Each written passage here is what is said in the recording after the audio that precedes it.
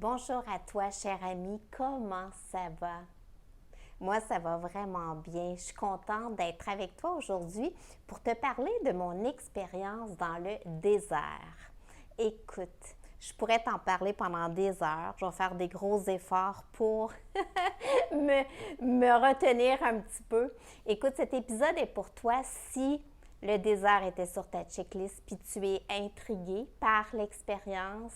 Si tu es curieux, tout simplement, moi, c'est tellement une belle qualité que je trouve d'être curieux. Si tu aimes les voyages, si tu voyages autrement, parce que je voyage d'une façon, moi je voyage toute seule. Je suis une femme toute seule de 57 ans. Alors c'est une façon des fois unique. On a toute notre façon unique de voyager.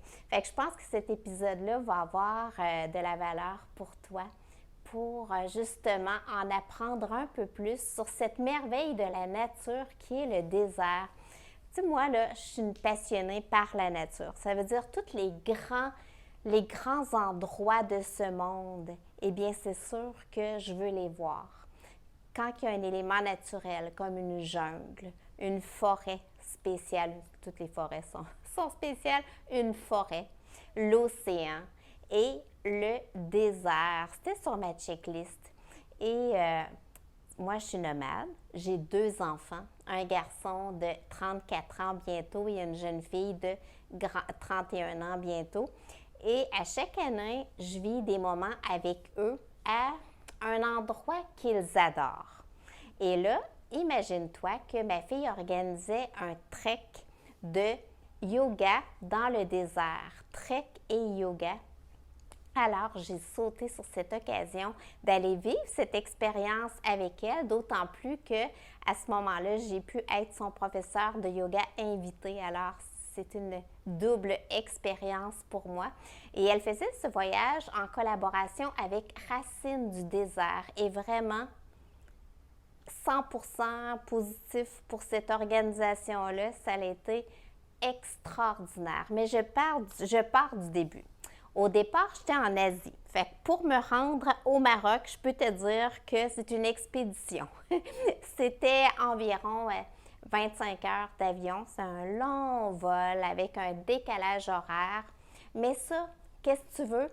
Ça fait partie de mon choix d'être souvent en Asie si je vais voir ma fille soit au Canada ou en Europe. Hein? Fait que je fais mon trajet et imagine-toi que au départ, j'avais un soulier un peu trop petit parce que avant d'y aller, j'avais passé 6 mois à Bali. Et à Bali, tu sais, j'étais en sandales tout le long. Donc, mes souliers, je les mets pas souvent. Fait que, tu sais, je m'étais dit, ah, c'est pas grave, tu sais, dans le fond, j'étais habituée quand même. J'ai marché avec eux avant d'arriver à Bali, fait que je les changerai après. Puis c'est pas plus grave que ça parce que j'avais pas vraiment eu le temps d'aller les changer avant le trek. Erreur. Ce que j'avais pas pensé, c'est que quand on marche dans le désert, eh bien, le sable rentre dans les souliers.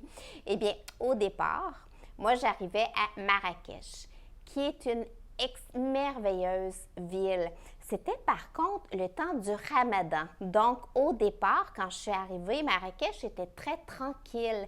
Et on m'avait dit, hey, Marrakech, c'est la ville de la nuit où la nuit, tout le monde est là, ça fête, tout est ouvert, c'est festif au maximum.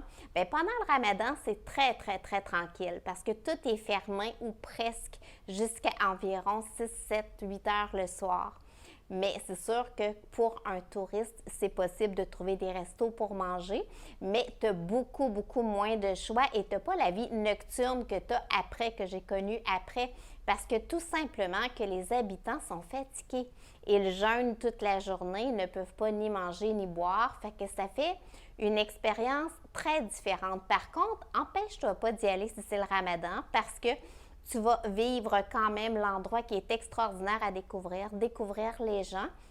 Et en plus, pendant le Ramadan, les prix sont moins chers. Mais moi, c'était plus que c'était la date pour arriver par rapport au trek. Fait que j'avais quelques jours avant le trek pour découvrir Marrakech, qui est une ville remplie de fleurs.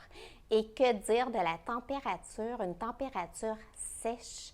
Je suis habituée, moi, Dans des pays tropicaux, c'est très humide. Tu peux voir, là, je suis peut-être toute luisante. Et bien, c'est comme ça partout où que je vais, full humidité. Fait que là, la température sèche, wow, c'est totalement différent. Je dois te dire, ça faisait longtemps que je n'avais pas vécu ça. Et là, pour le trek, on était une vingtaine, je crois 25 en tout. Alors, on partait de Marrakech, on prenait un autobus, puis on faisait 9 heures d'autobus pour se rendre à notre point de départ, qui sont les portes du désert. Premièrement, c'était festif dans l'autobus parce que le désert était le rêve de tous les gens qui étaient là. Et le chauffeur d'autobus, vraiment 3 étoiles, il nous mettait de la musique de sa région. Et il était joyeux, il nous parlait de leurs mœurs, de leurs coutumes. Et ça, j'aime tellement ça. Fait qu'on arrive le soir, premier souper, que c'était wow, wow, wow.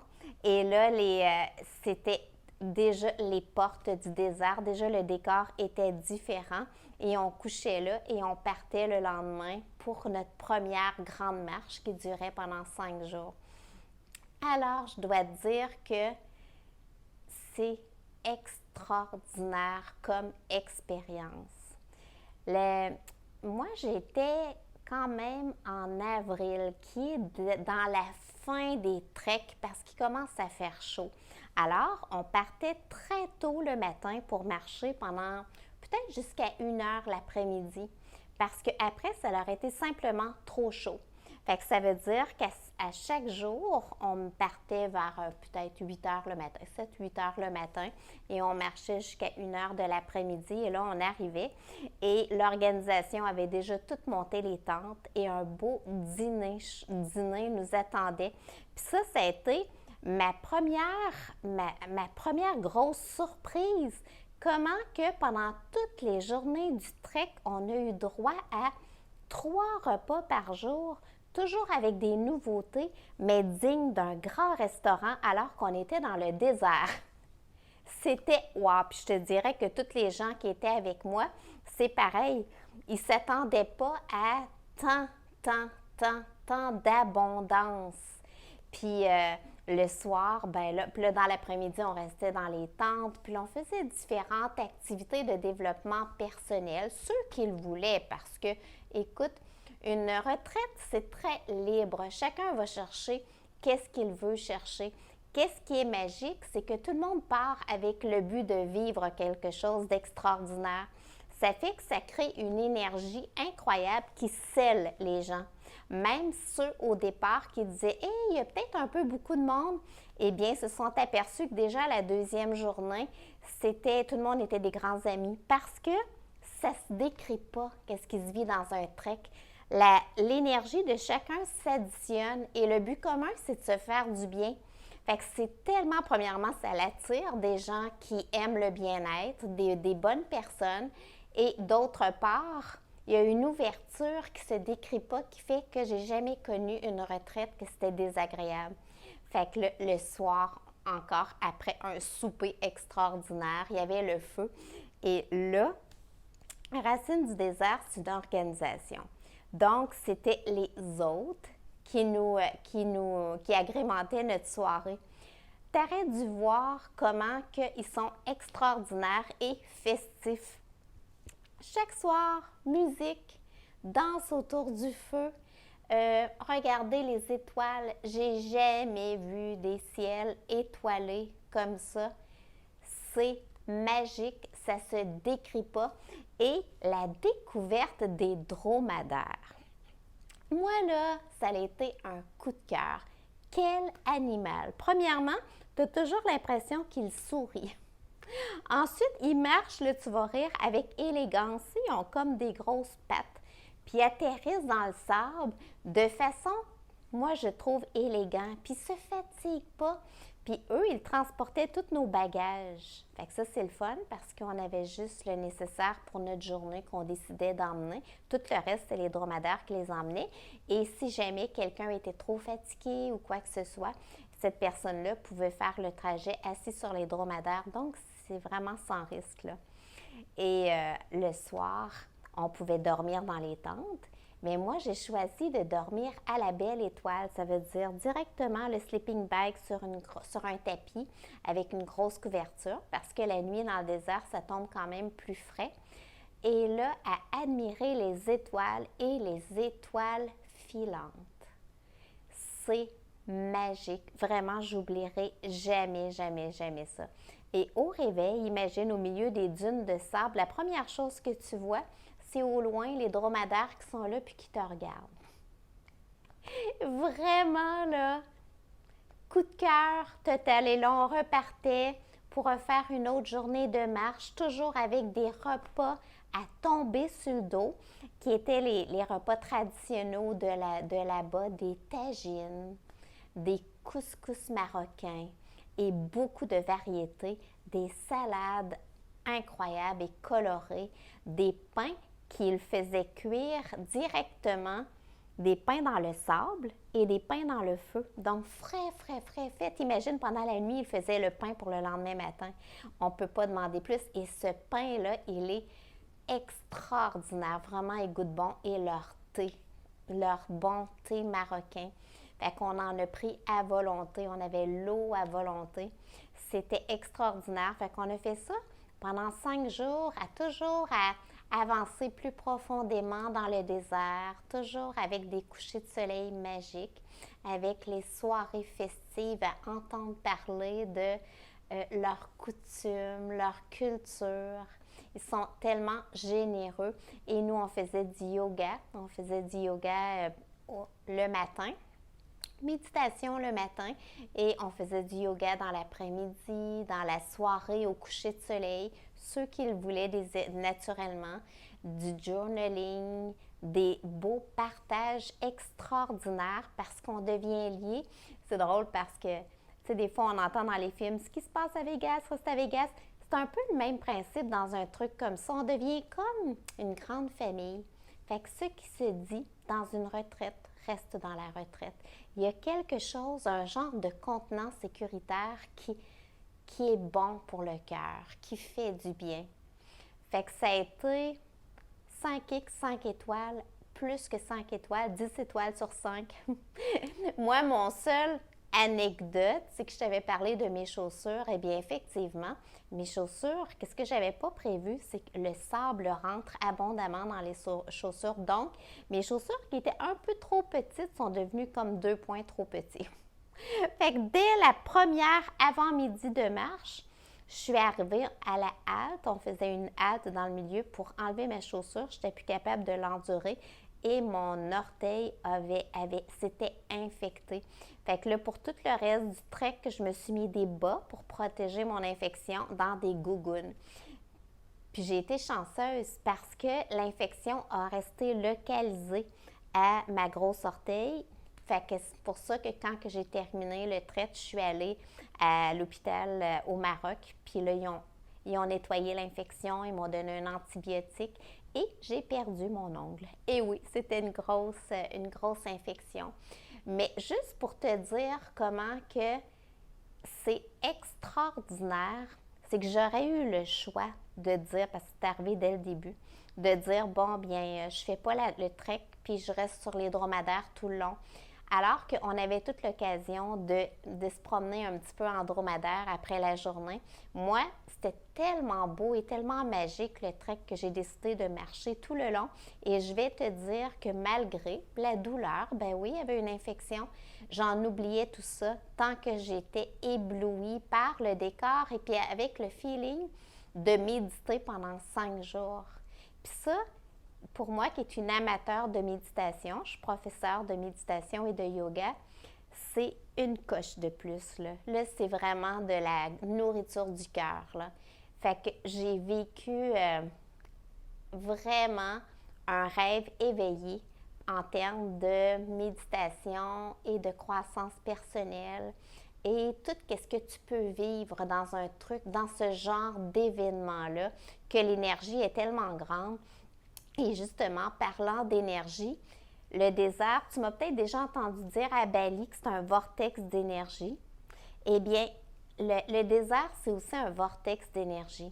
Donc, ce que tu vis, c'est vraiment thérapeutique, c'est curatif, c'est sûr que tu vas laisser aller des couches.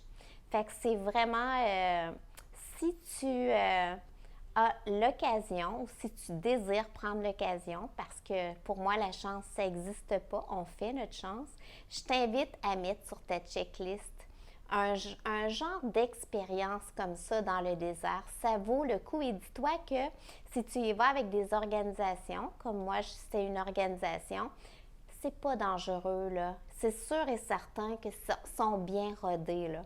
Tu vas être entre bonnes mains. Et ma fille, moi, l'organise de toute façon à chaque année. Si jamais tu as le goût de le vivre avec elle, c'est Joanie Vaillancourt. Elle fait des belles retraites. Mais dans tous les cas, je t'encourage vraiment à aller voir ça un jour dans ta vie. Moi, tu vois, je n'oublierai jamais et j'ai plein de photos pour garder en souvenir. Alors, après le trek, ben là, on refaisait l'autobus, les 9 heures d'autobus pour revenir à Marrakech. Et là, c'était, dans le fond, la fête. On est allé souper tout le monde. Puis, à Marrakech, c'est extraordinaire. On a pris des bons repas. La nourriture est vraiment bonne. On s'est promené. On s'est couché. Quand même pas trop tard parce que c'est quand même un exercice physique, là, le trek. Là.